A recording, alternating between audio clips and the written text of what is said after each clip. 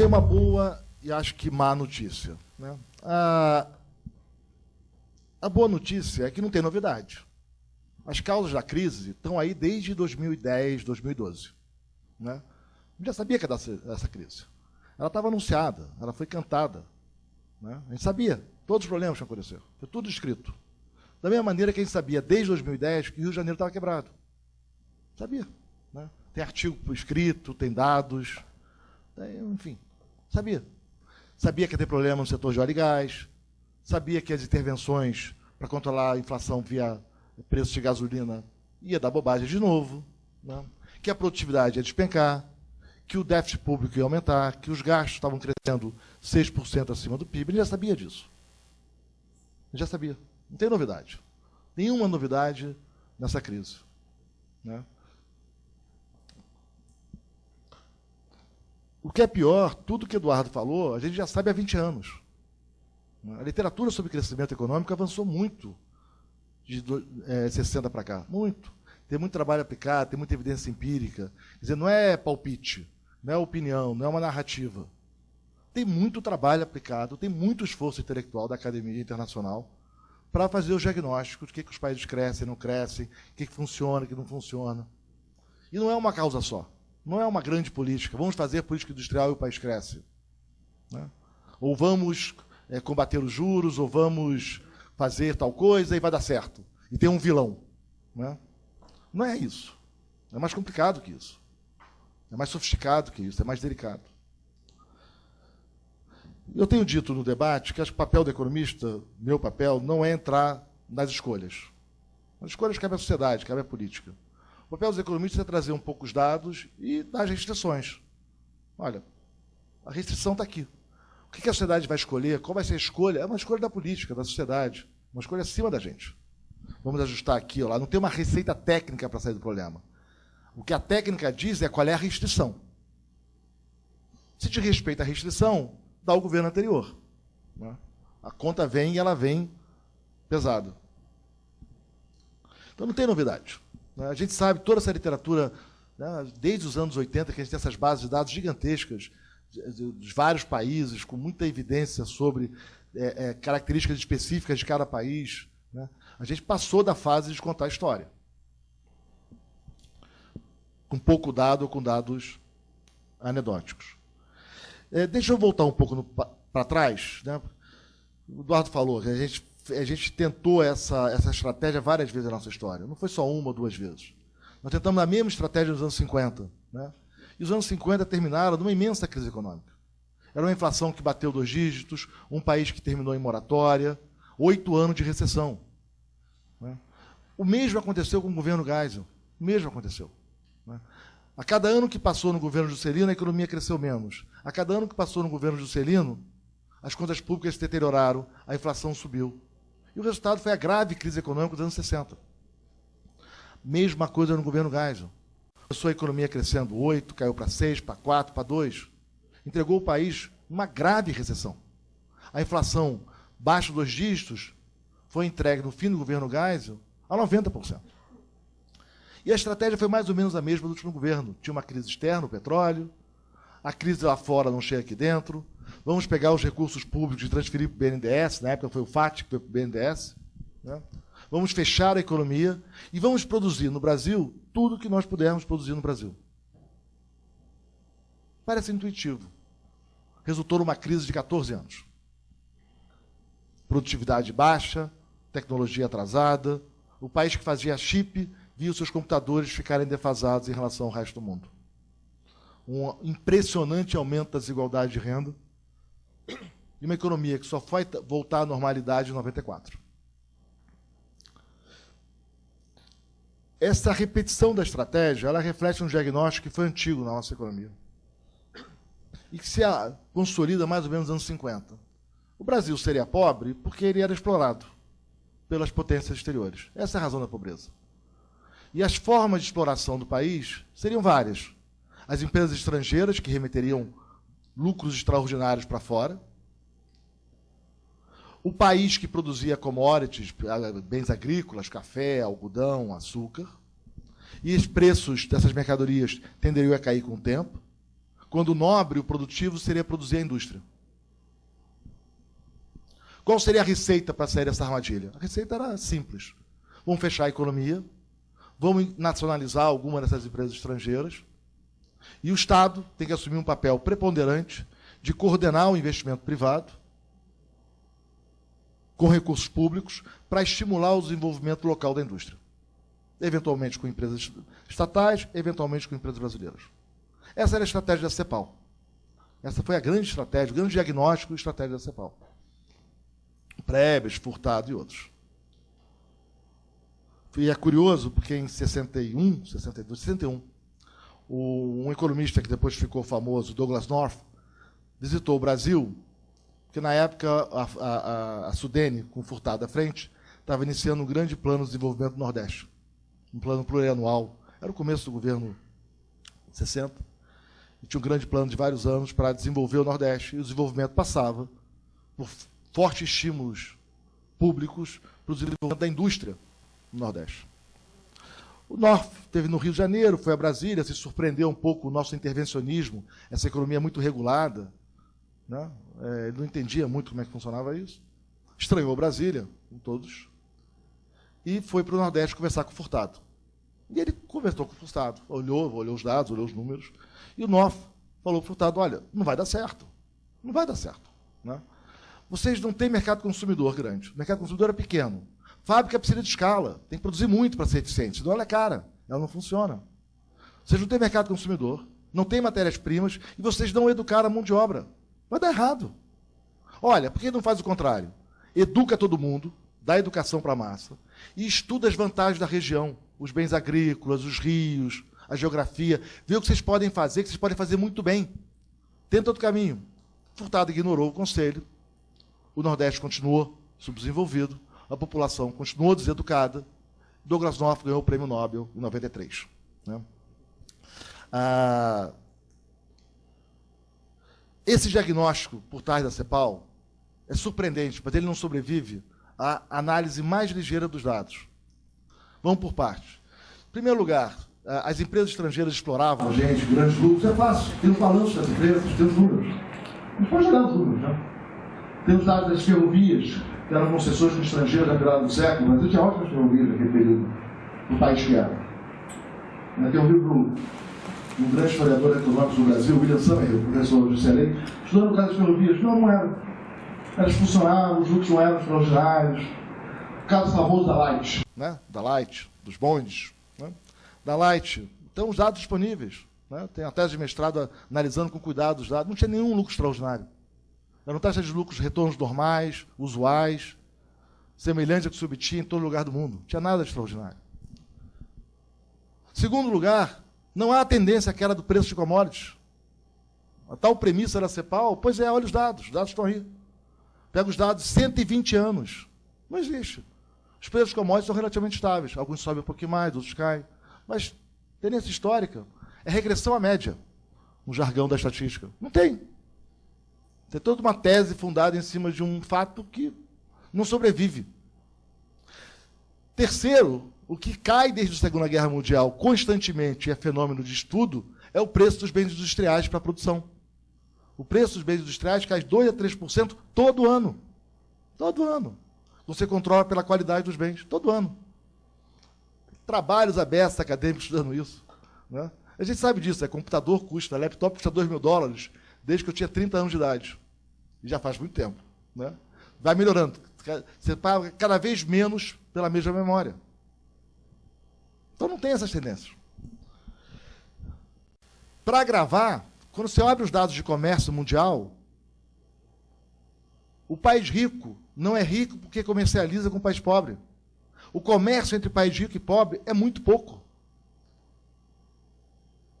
País rico comercializa com o país rico. O grande comércio dos Estados Unidos não é com a América Latina ou com a África. É com a Europa. Que história é essa, então, que país rico explora a gente via comércio? Quase não tem comércio. Os países emergentes, e não foi só o Brasil, nos anos 50, em geral se fecharam. É o momento do grande fechamento dos países emergentes ao comércio mundial. Todos adotaram aquela estratégia nacional desenvolvimentista. Todo mundo tinha plano quinquenal de desenvolvimento. O Brasil tinha, o México tinha, a Turquia tinha, o Egito tinha, Iraque tinha, todo mundo tinha. Índia, todo mundo tentou essa estratégia. A gente não errou sozinho. Não erramos sozinhos. Foi uma tentativa generalizada nos países emergentes. Não deu muito certo, em geral. Né? Você conta nos dedos as poucas exceções. Aí tem que entender porque eles foram diferentes. Nada afetou o crescimento da riqueza dos países ricos. O pior é que a gente já sabia disso nos anos 50. Como é que a gente nos auto-enganamos com aquela história, com os dados disponíveis? Né? Anos mais tarde, talvez a melhor explicação de por que o país rico é rico, porque comercializa com o país rico, o país pobre é quase irrelevante para ele, veio do Krugman, que ganhou um prêmio Nobel, merecidamente por isso. Né? A resposta é bem simples. Existem retornos crescentes de escala, isso é, os países como as pessoas, ao se especializarem em algumas atividades, fazem melhor, a produtividade cresce. Se você concentra seus esforços em fazer bens agrícolas, ou serviços financeiros, ou serviços médicos, ou logística, você forma mais gente, você ganha experiência, expertise naquilo. Os países têm retornos crescentes de escala nas atividades, eles se especializam. É claro que país muito grande pode se especializar em mais coisas, é o caso americano. País pequeno se especializa em menos atividades, no outro extremo, Singapura. Mas eles se especializam, fazem muito bem o que fazem, e aí a política pública tem um papel, claro que tem. Né? Não são vantagens comparativas às antigas tradicionais, a política pública é importante para isso. Mas eles se especializam, ficam muito bem no que eles fazem, vendem o que eles fazem e compram o que eles não fazem. É assim que os países fazem. Eu me concentro em algumas coisas. É o comércio que o Eduardo está mencionando. O volume de comércio é muito alto. Os países, em geral, entre soma de exportações e importações, países como Coreia, 100% do PIB. 100%. Metade vai, metade vem. Não é que você... E quando fala de indústria, não é que você faz toda a indústria. Né? Você não quer fazer a cadeia automobilística inteira. Não é assim que os países fazem. Você faz partes, o que você faz bem. É muito mais o modelo Embraer do que o nosso modelo, que não deu certo, da indústria automobilística. Algumas coisas você faz muito bem, você se especializa naquilo. Você compra o que o outro faz melhor que você. Então a Embraer compra uma quantidade imensa de equipamentos. E nesse vai e volta, no comércio, os países enriquecem. Não deve estranhar que a estratégia Geisel deu errado. Fazer tudo aqui, vamos fazer mal feito. O nosso chip vai ser pior que o estrangeiro, o nosso bem de capital vai ser pior. Você pode se especializar em algumas atividades, pode ser indústria, pode ser serviços. Singapura é serviços, logística, sistema financeiro, serviços médicos. Outros fazem alguma parte da indústria, pedaços. Outros especializam em montagem. Porque a indústria, o que é a indústria hoje? A Apple está na Tailândia, está de cara $300 de equipamento desse, e esse trabalho acadêmico, 2 a 3 ficam lá onde está a fábrica que monta. Quase todo o valor do que a Apple faz fica na Califórnia. Serviços. Na classificação usual é serviço. É a concepção, é o desenho, é a imaginação. Não é a montagem. A montagem é... Países que têm vantagem da montagem são países que conseguem ter tecnologia para ganhar muito na margem pequena. É escala. É a qualidade de países como Coreia, como China. Eles conseguem fazer atividades repetidas com muita eficiência, uma impressionante precisão. A margem para o produto é muito pequena, mas o volume é gigantesco. Outros países não. É a tecnologia sofisticada, é o caso da Alemanha, que faz os bens de capital mais sofisticados de uma proximidade da universidade com a indústria. E eles fazem as soluções criativas, é o desenho, é a inovação, é a mecânica fina de uma competência e precisão impressionante. Cada país se especializou. Não tenta fazer tudo. Imagina vocês no seu dia a dia tentando fazer todas as atividades que vocês consomem, da comida, à roupa, a cuidar da casa. Nós nos especializamos em algumas atividades, fazemos ela muito bem, e com o dinheiro que ganhamos com a venda do nosso talento, compramos o resto. Pois é, os países são assim também. Comércio. Bom, o Brasil, pós-50, e aí eu acho que é parte do nosso atraso, nós nos fechamos. O Brasil se fechou na economia, tragicamente se fechou depois na política, mas se fechou também na troca de ideias, na academia. Inventamos aqui uma economia alternativa, que tem aí referências em pouquíssimos lugares em outros países. Não acompanhamos o que a pesquisa acadêmica trazia e inventamos que aqui ia ser diferente. A economia aqui era diferente, e era diferente mesmo. Nós inventamos umas escolas de pensamento que é por aqui. Não tinha muita teoria da inflação, o problema da inflação é custo, a gente resolve com intervenções, numa versão mais rudimentar, é uma coisa meio de custos mais margem de lucro, numa versão mais elaborada é a teoria dos preços de Sraffa, e mesmo assim não é muito. Né? Com uma mistura com Keynes, fizemos uma antropofagia, uma leitura meio curiosa do pensamento econômico por aqui, e inventamos que esse era o caminho. Curiosamente, essa estratégia de desenvolvimento no Brasil, ela era comum a todos, com raríssimas exceções. Ela não diferenciava esquerda e direita. Ela não diferenciava esquerda e direita. Ela era comum ao pensamento de esquerda nacionalista e ao pensamento de direita, que também era nacionalista. Aliás, no Brasil, a direita e a esquerda são nacionalistas, com traços autoritários. Muda a aliança política. Não deu certo em 50, não deu certo em 70, não deu certo agora. Para agravar, tanto a esquerda como a direita descuidaram da política social. Educação jamais foi a prioridade, seja no discurso cepalino, seja no nacional desenvolvimentismo no Brasil de esquerda, seja no de direita. E nenhum deles foi educação foi importante. Os dados de educação no Brasil são trágicos. O Renato Colistetti, que é um historiador econômico da USP, ele fez um trabalho, uma tese de livre docência realmente impressionante, e uma coleta de dados sobre o estado de São Paulo e de vários países, de matrículas em educação a partir de 1850. É impressionante. Primeira notícia. Nós sabíamos que a educação importava. O debate era muito qualificado aqui em São Paulo. As câmaras municipais sabiam da importância da educação.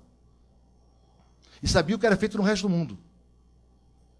A má notícia, enquanto você olha os dados e vê Estados Unidos descolando, matrículas por 1.000 habitantes, começa em 50, vai a 100, 150, 200, 250. A Argentina também, nossos pares da América Latina. E o Brasil ficou parado em 14, 15 matrículas por 1.000 habitantes durante décadas. Décadas. Décadas. A educação só vira importante, de fato, a partir da Constituição. E a política social só começa a existir, de fato, no país a partir da Constituição e depois esse começo com o Fernando Henrique, as políticas de transferência de renda, que depois são aperfeiçoadas no governo Lula. Mas até então a educação era relegada. Eu não quero me alongar muito e também não vou ficar repetindo o que Eduardo já mencionou. O Brasil, e aí fazendo uma leitura mais pessoal, nós perdemos uma grande oportunidade. Mal ou bem, a partir dos anos 90, o Brasil mudou. Com a Constituição, que descentralizou recursos, com o começo do foco em educação e saúde, finalmente, bem atrasados em relação aos demais países. Uma economia que se abria, né, desistiu de fazer tudo no Brasil. Né, uma economia que começou a se abrir para o comércio exterior. Finalmente passamos a controlar as contas públicas. A gente nem sabia o estágio das contas públicas até o fim dos anos 80. Vocês não sabem, o Banco do Brasil tinha uma conta direta com o Tesouro. Né? Então o Banco do Brasil gastava, depois o Tesouro entrava. Qual era exatamente a situação das contas públicas antes? Não sabíamos. Até hoje é difícil se estimar. Nós botamos ordem, olha, não pode. Né? O governo Itamar fez um superávit primário na antivéspera do Plano Real, que viabilizou o Plano Real. Nós tínhamos mais de 5% de primário na véspera do Real. Privatizamos algumas empresas que não faziam sentido continuar públicas. Vamos combinar que não dava mais para ter 4 anos de fila para ter um telefone, que era o que a minha geração esperava para comprar um telefone, que custava o preço de um carro usado. Não funcionava. Não dava mais. Não foi o melhor modelo de privatização. Não foi. A gente, nessa economia que ficou distante do que a fronteira fazia, nas faculdades aqui não se ensinava a teoria da regulação. A gente não conhecia. Era tudo meio novidade. Ninguém tinha ouvido falar em Tiroli nos anos 90. Me lembro quando eu voltei para o Brasil do doutorado, fui ver como é que estavam feitos os leilões, era susto. Falei, mas, gente, mas não é assim que se desenha leilão. Em toda uma literatura, não é assim. Nesse caso tem esse problema, naquele, daquele problema. Tem um pouco de técnica.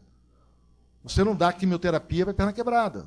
Assim, tem um certo cuidado, tem técnica, não é vontade. Mas, mal ou bem, o Brasil foi se arrumando. Estabilizou a economia, começou a ter políticas sociais mais pobres. A educação fundamental se universalizou. Começamos a ter um sistema de saúde, o SUS, que tem muitos méritos. O país foi se arrumando. Mas o curioso é que nós fomos nos arrumando não por uma clareza de projeto. Olha, a gente quer virar isso, a gente quer virar uma social-democracia europeia. Não vamos ficar muito ricos, mas o que a gente quer? É um país com um Estado relativamente grande, muito cuidado na área social, uma economia arrumada, um país que não vai ficar rico, mas que vai ficar uma renda média bacana arrumada. Não foi fruto de um debate na política, de uma escolha de país. Isso aconteceu na Austrália. A Austrália tinha substituição de exportações. A Austrália era uma economia fechada. Ela tinha até os anos 80. E eles começaram a olhar os números e falaram, olha aí, deu errado. A produtividade da Grécia cresce mais do que a nossa. Nós estamos ficando para trás. E aí o novo Partido Trabalhista na Austrália falou, olha, deu errado essa agenda. Vamos mudar. Vamos fazer um processo de abertura. Vamos parar com esses subsídios e proteções.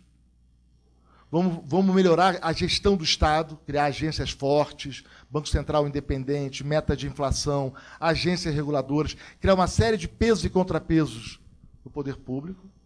E eles fizeram isso. A Austrália fez isso durante 6 anos. Foi um processo longo de transição. Longo, transição. Algumas indústrias não aguentaram a competição. Mas a Austrália fez a transição. Ela não sabe o que é recessão há 26 anos. É um país menor que o Brasil. Mas fez. Aqui não foi assim. Aqui no Brasil, as mudanças foram feitas como reação à crise. Deu a hiperinflação, a nossa indústria está atrasada, o nosso carro constrange, a nossa tecnologia está defasada, a substituição de exportações fracassou, então abre. E privatiza. Não porque acredita que esse é o caminho, que é melhor para o Brasil. É porque deu muito errado. Não aguentávamos mais 90% de inflação. Bateu o desespero. E o reflexo de que não foi por estratégia ou convicção, mas foi por reação à crise, isso eu fiz um pouco no meu debate com o Fernando Haddad na Piauí, né? O último é de crise em crise, o título não é à toa, é que na hora que as coisas acalmavam, a gente voltava aos velhos hábitos. Na hora que estabilizou com o Fernando Henrique, começamos a ter política social, aumento do salário mínimo, economia bacana, estamos em ordem, veio o desequilíbrio fiscal monumental do governo federal e dos estados. O governo federal passou de superávit para um déficit em 4 anos. Os bancos públicos quebraram, estaduais, vários. Os estados entraram numa grave crise de endividamento. Mérito do Fernando Henrique, reconhecer o erro. Na vida pública isso é muito. Reconhecer que fez bobagem é muito. É muito fácil negar que fez bobagem. Não, foi as circunstâncias. É muito fácil dizer que a culpa é sempre do outro. É uma tradição nossa, né? Tem sempre um vilão que a gente não conhece, tem sempre um culpado que a gente não conhece. Fernando Henrique reconheceu que errou. Privatizou os bancos estaduais, fez a renegociação da dívida extremamente favorável aos governos estaduais e fez a lei de responsabilidade fiscal com um apoio imenso do Congresso.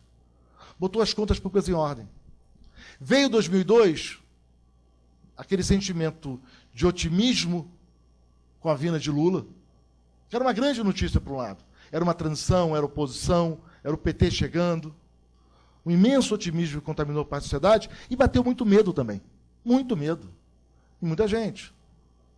Um ano antes, estava lá o documento do PT defendendo rever dívida, intervir em setores estratégicos, toda a agenda do governo Geisel. Mas quem vai prestar para um país que fala que vai ver dívida de novo? Não para de prestar. Resultado da crise de 2002. O governo não conseguia tomar emprestado pagando 30% real em dólar. Não conseguia vender um papel em 2002. Ninguém comprava. A sociedade falou, não compro do governo. Não compro. Ué, sei lá, não vai pagar? Como é que vai ser a economia? Não sei, falando que vai intervir, que vai voltar, que vai mudar. O investimento despencou.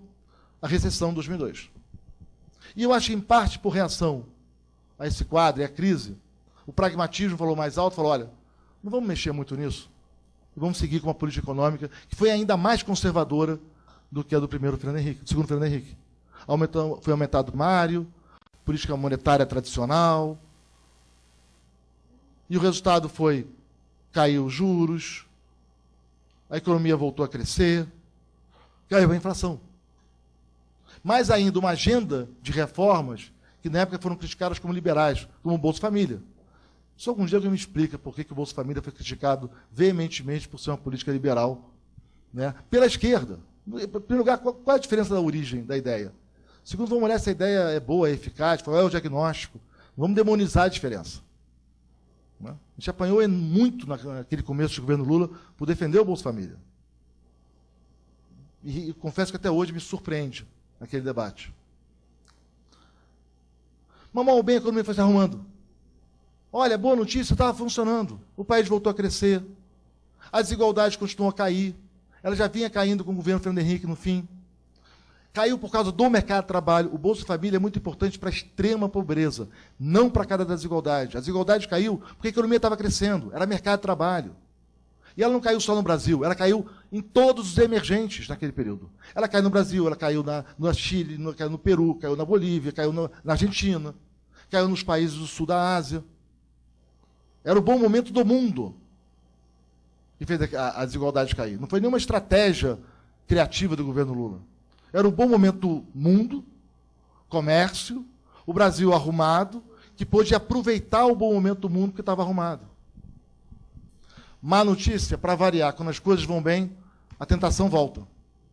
Né? A partir de 2007, 2008, volta aquele sonho. E nós tivemos o azar da maldição do pré-sal. Que achamos que era ricos, né? Tem petróleo, vamos lá, tem dinheiro. Né? Achamos que éramos ricos. E aí veio aquele sonho de Brasil, potência como nos anos 70. Vamos ter a maior petroleira do mundo, vamos ter a indústria naval brasileira, E um governo que acreditava que desenvolvimento era atender a grupos de interesse. Que é a mesma tática dos anos 50 com Juscelino, com Geisel nos anos 70. O setor A tem problema, vem aqui que eu ajudo você. O que importa é produzir no Brasil tudo. E assim foi. As exonerações, as medidas de proteção ao comércio exterior. É uma lista interminável de intervenções setoriais. Inflação não se combate com juros. Se combate controlando o preço, o custo. Então segura o preço da gasolina, depois segura da eletricidade. Aí uma hora a inflação de alimentos bateu 15% analisada. E a inflação de serviços saiu de controle. 2013. Não deve estranhar a população na rua quando a inflação bate 15% de alimentos. Né? Não deve estranhar. Ou de serviços. A agenda fracassou. É impressionante como a lista de setores que estão em grave crise e que enfrentaram uma mais grave recessão foram todos os setores apoiados pela política do governo. Todos. A automobilística que foi atendida pelo Inovar Alto. A propósito, o Inovar Alto fere nosso acordo mundial de comércio. Não tem esse detalhe. Além do mais, é legal. Além de ser incompetente, é legal. Bom, o resultado do Inovar Alto, 50% da indústria automobilística ociosa. Foi esse o resultado. Fábricas que produzem menos de 1.000 automóveis. Fábrica que precisa de centenas de milhares de automóveis para ser viável. Produzir pouco não é viável. É muito melhor você importar aquele carro de luxo lá do que produzir aqui a um custo várias vezes maior. Precisa de escala para a produção. Enfrentamos... Aqui o tempo está acabando, deixa eu correr aqui, que eu acho que é um pouco de agenda. Nós temos um problema fiscal, o Eduardo já mencionou, todo o problema fiscal é imenso. Nós temos que fazer um ajuste de 300 bilhões de reais nos próximos anos, por ano, para evitar a paralisia da máquina pública.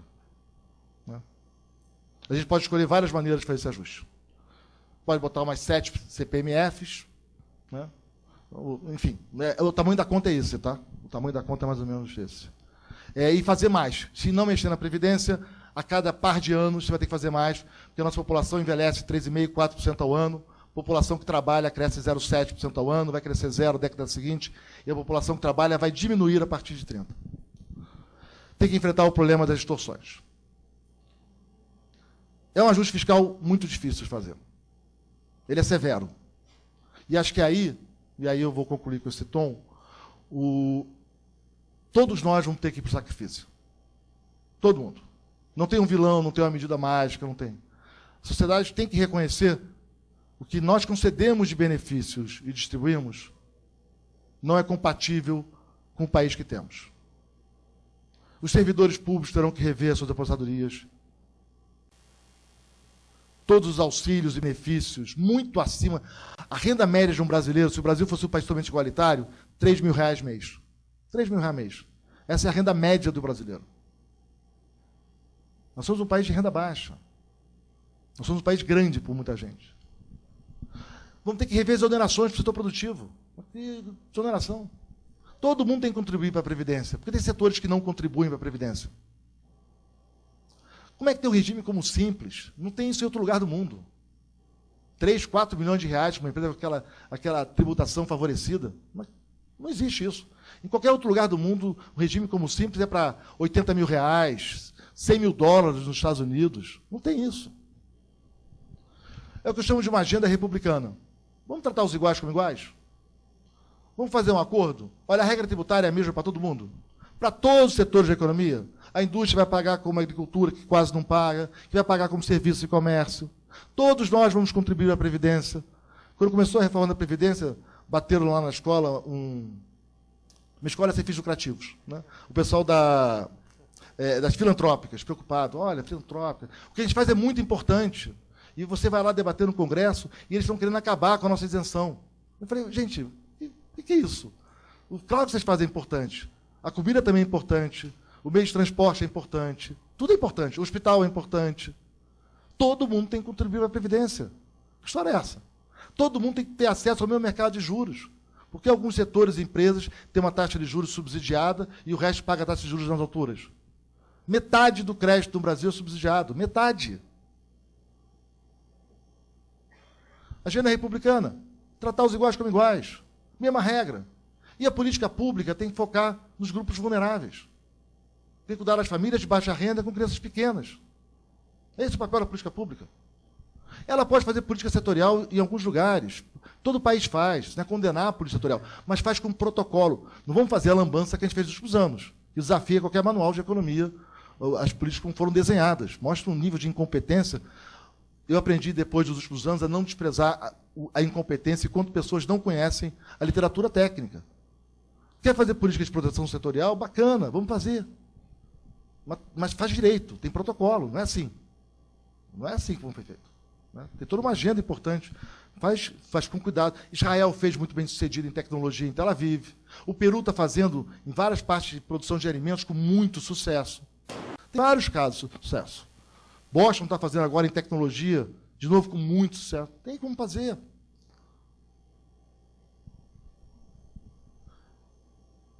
Nós temos um momento curioso, porque do jeito que ia no governo anterior, a gente ia bater no muro. A dívida pública aumentou 20 pontos do PIB em 3 anos. É um aumento... Não lembro de aumento desses, a não ser em situações de guerra. 20 pontos do PIB em 3 anos. E eu não vou entrar na política, enfim, nunca entro. Mas o fato é que a política econômica mudou de um ano para cá. Você passou a sinalizar, pelo menos, começar uma agenda para estabilizar as contas públicas. Está longe ainda, tem muita coisa a fazer. Muita coisa a fazer. A chance do Brasil quebrar, virar Rio de Janeiro, se reduziu. Ela não é zero, mas ela se reduziu um pouco, de um ano para cá. O resultado foi que as taxas de juros de mercado fecharam. A curva de juros fechou. Isso permitiu ao Banco Central baixar juros com queda de inflação. O velho livro-texto funciona. Um ano depois, a economia está se recuperando. Como disse Eduardo, é temporário. Se eu não sei qual é o regime fiscal, eu não sei qual é a estrutura tributária. Como é que você vai investir num país se você não sabe quanto de imposto você vai pagar daqui a 2 anos? E se o Estado vai estar solvente ou não?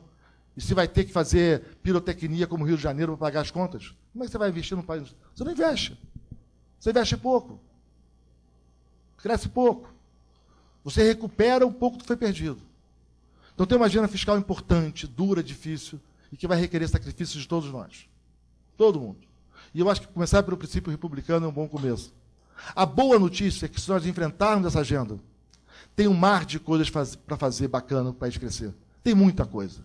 Tem muita distorção tributária, tem muito penduricalho, tem muitas proteções e distorções que prejudicam o ambiente de negócios. Essa agenda institucional, ela tem um potencial de crescimento muito alto. Ela passa por um processo prolongado, mas consistente com o norte de abertura comercial.